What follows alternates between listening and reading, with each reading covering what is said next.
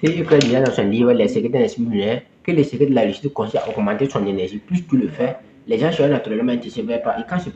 Et quand ils se présenteront à toi, donnez-leur votre facture sans hésiter. Je l'ai dit, je le répète, T.E. disait que les secrets de la réussite consistent à augmenter votre énergie. Si vous le faites, les gens seront naturellement intéressés vers vous. Et quand ils se présenteront à vous, donnez-leur votre facture sans hésiter. Dans cette vidéo, nous allons parler des revenus, nous allons parler de la différence entre les pauvres et les riches en matière de gagner leurs sources de revenus. Si vous venez de me découvrir, moi c'est Adama Saro. Dans cette chaîne, je parle du business, de l'intelligence financière et de la technologie. Si l'une des thématiques vous intéresse, sachez que vous êtes au bon endroit. N'oubliez pas d'activer la cloche de notification pour en profiter des éventuelles vidéos que je partage sur la chaîne. Comme je l'ai dit au début de la vidéo, TEK disait que le secret de la réussite consiste à augmenter votre énergie. Si vous le faites, les gens seront naturellement intéressés vers vous. Et quand ils se présenteront à vous, donnez-leur votre facture sans hésiter. Nous allons parler de la différence entre de la manière entre les riches se faire rémunérer et de la manière entre les pauvres se faire rémunérer.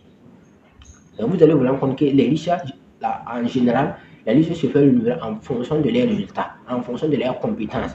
Et maintenant, les pauvres se font rémunérer en fonction de leur temps. Maintenant, la différence entre les deux, c'est que celui qui se fait rémunérer en fonction de son temps est limité, puisque ton temps est limité.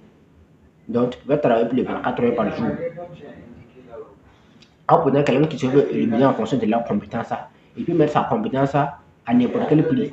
Par exemple, si on va prendre le cas d'Anthony Robin, actuellement pour avoir une consultation de temps avec Anthony Robin, c'est combien? Avec Anthony Robin, consultation de temps, c'est combien? Avec Brian T, consultation de temps avec Brian, c'est combien? On prend l'exemple également de notre grand coach Simon Wedao. Pour avoir une consultation de coach Simon Wedao, c'est combien?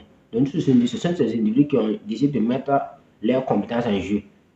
Donc, les riches se font rémunérer en fonction de leurs compétences et les pauvres se font rémunérer en fonction de leur temps. Si on prend l'exemple des grands joueurs comme les Kylian Mbappé. Kylian Mbappé, il touche combien de millions d'euros au Real? Mais il joue combien d'heures? Mbappé, bon, le match c'est combien? Le match c'est 90 minutes maximum. 90 minutes même, et puis c'est même pas tous les jours.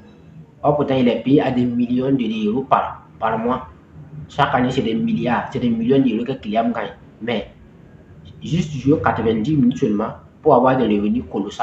Donc ça montre que Kylian Mbappé n'est pas payé en fonction de son temps, mais plutôt en fonction de la valeur qu'il apporte.